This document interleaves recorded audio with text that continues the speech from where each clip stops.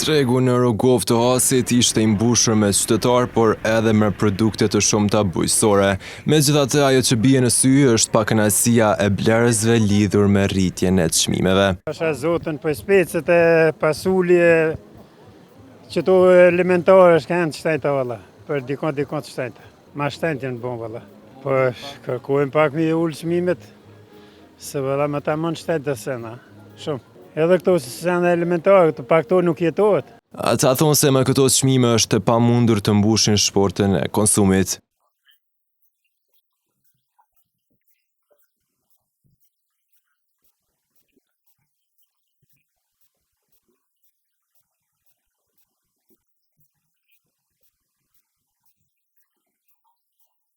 Ndërkohë një shetës i fasulës shprehet se çmimi është rritur vetëm pak, por sipas tij kjo ka ndodhur për shkak të mungesës së të mbjellave të mjaftueshme.